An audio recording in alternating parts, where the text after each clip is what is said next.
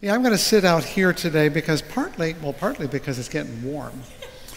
Partly because we're going to be leaving here in a couple of weeks, and I like to do it in baby steps, one step at a time, and partly because the stuff I want to talk about is more intimate, and that up there feels more distant, and I feel more exposed here, which will keep me more honest. Thank you, Gwyneth. Thanks so much. Wow. You know how to breathe. Yeah, wow. You're making me take deep breaths. Oh, my goodness.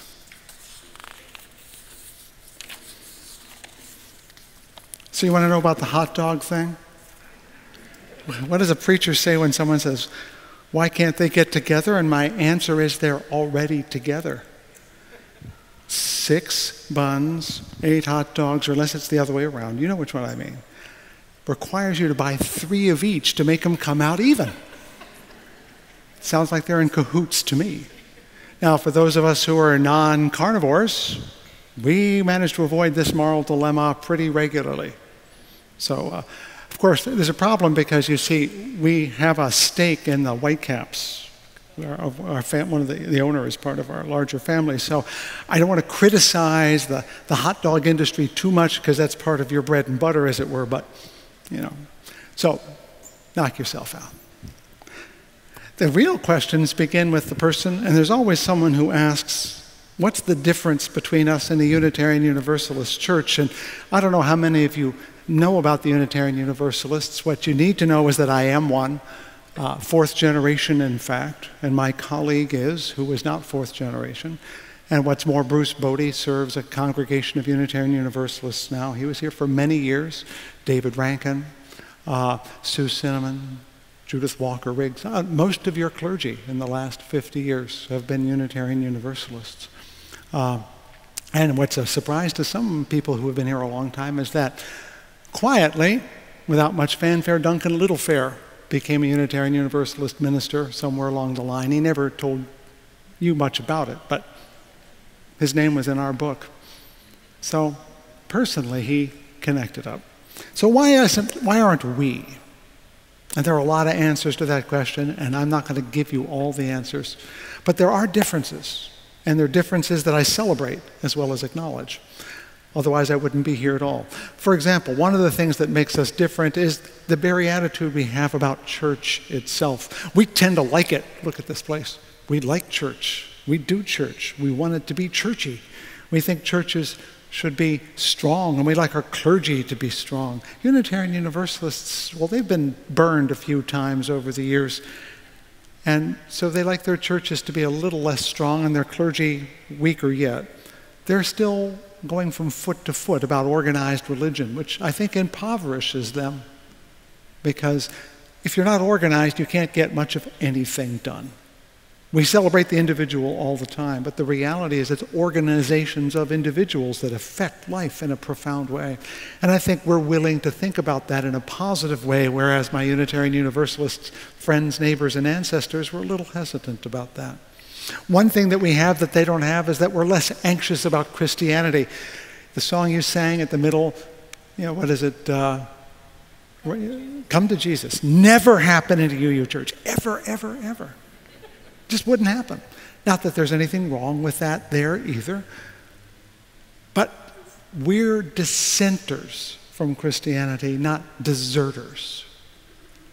We question it. Sometimes we question its legitimacy, but we never say, get thee behind me.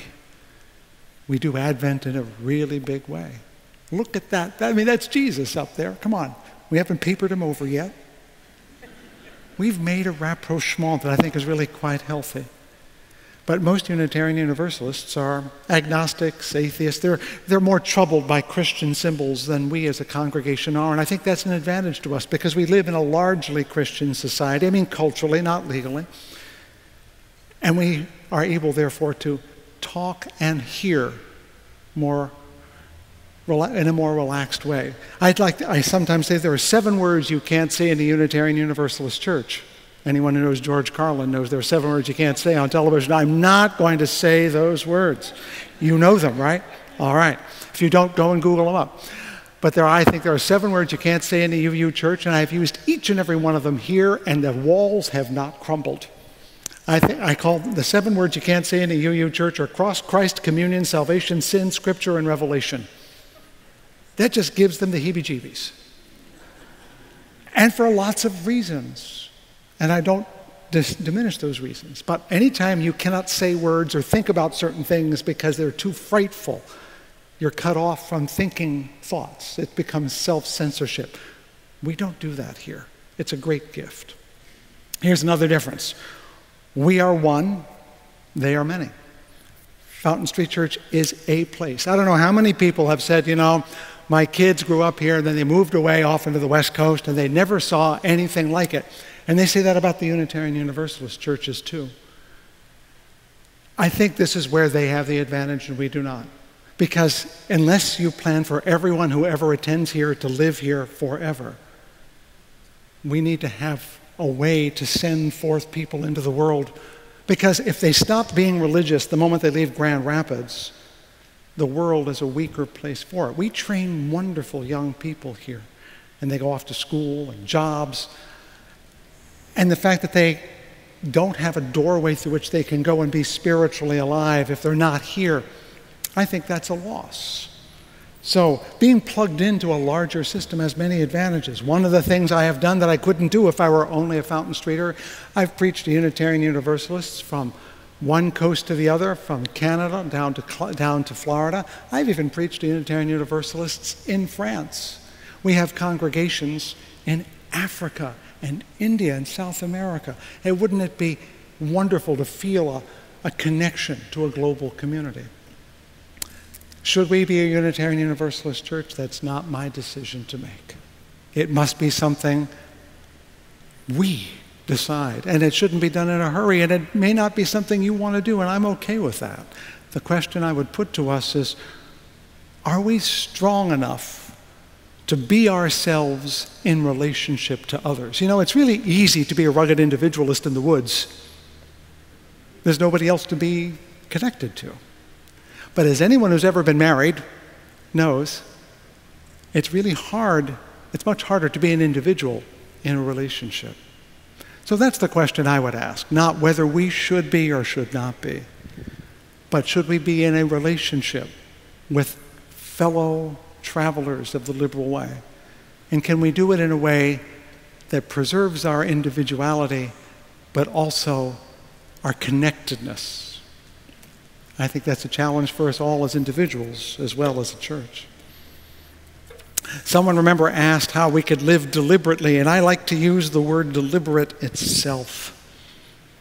Henry David Thoreau said, I want to live life deliberately, on purpose, he meant.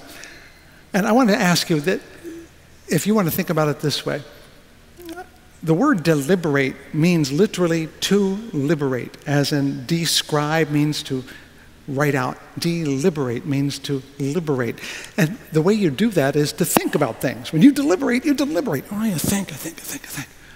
How many choices do you think about every day?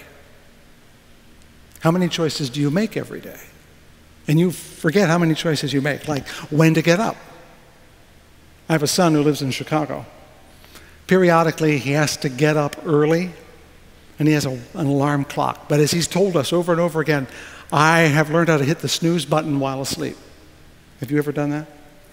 So he calls and says, and he calls his mother, my wife, and says, could you call me at 6:30 in the morning? Because I will answer the phone. Now, maybe he should be better at getting up, but he has thought it out. He has deliberated and realized that he needs help getting up in the morning. I'll be glad to do that.